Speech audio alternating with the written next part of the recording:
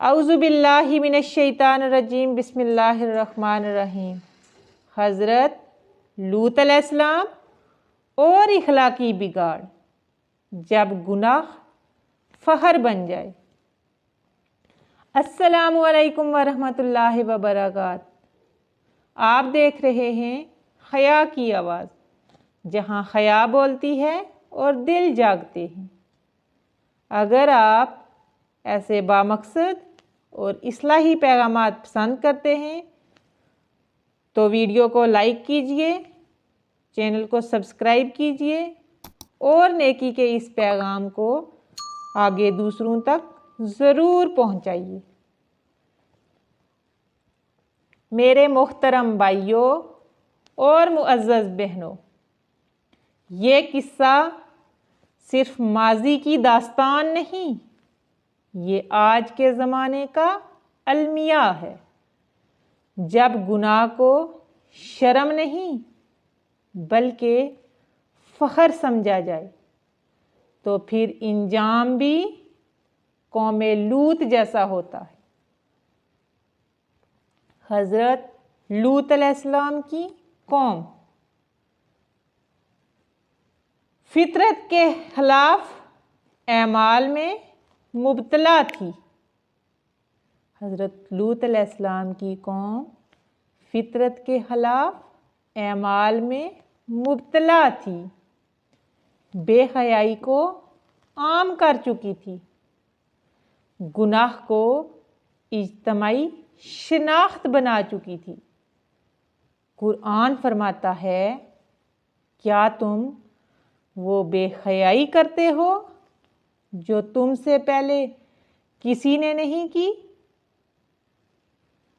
یہ پہلا موقع تھا کہ ایسا گناہ کھلے عام فخر کے ساتھ کیا جا رہا تھا۔ حضرت لوط علیہ السلام کی دعوت۔ حضرت لوط علیہ السلام نے نہایت درد سے فرمایا، اے میری قوم، اللہ سے ڈرو، یہ کھلا فحش عمل چھوڑ دو۔ تم عورتوں کو چھوڑ کر مردوں کی طرف مائل ہو چکے ہو۔ لیکن قوم کا جواب سن لیجئے، اے لوط، اگر تم باز نہ آئے تو تمہیں شہر سے نکال دیا جائے گا۔ نیکی کا جرم۔ یہاں ایک عجیب بات تھی، گناہ عام تھا، نیکی جرم بن چکی تھی۔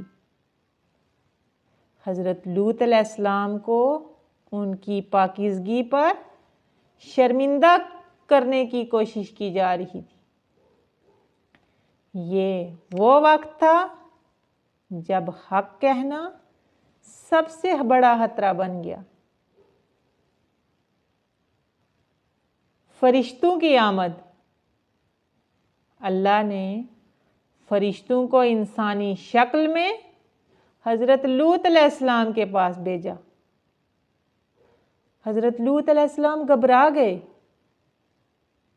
کیونکہ قوم مہمانوں پر بھی بری نظر رکھتی تھی۔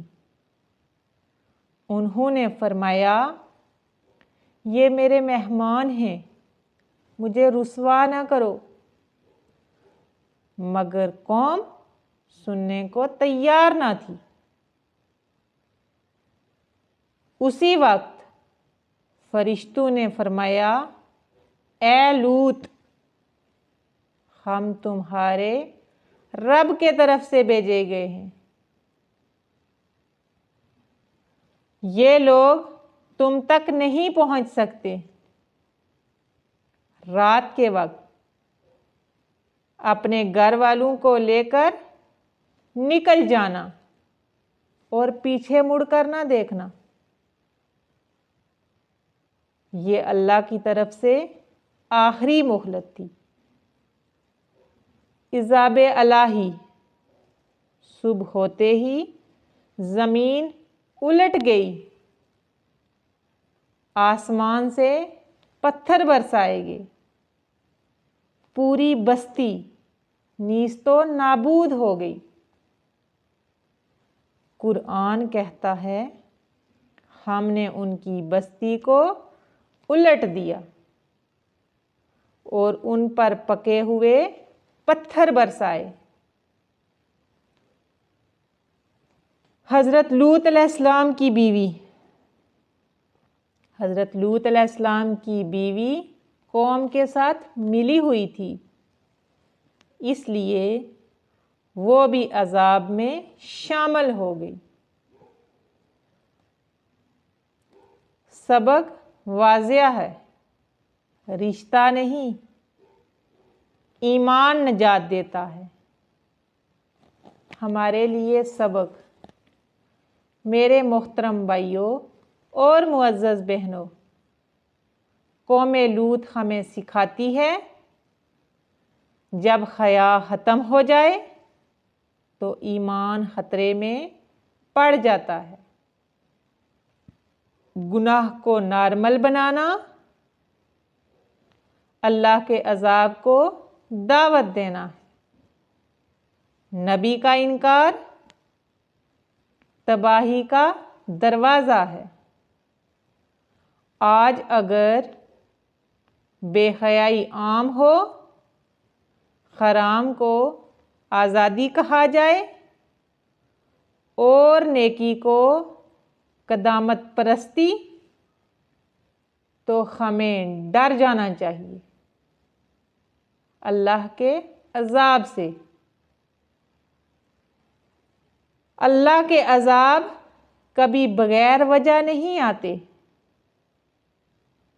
جب وارننگ کو مذاق سمجھا جائے تب انجام قوم لوط جیسا ہوتا ہے، اور یہی پیغام ہے حیا کی آواز کا۔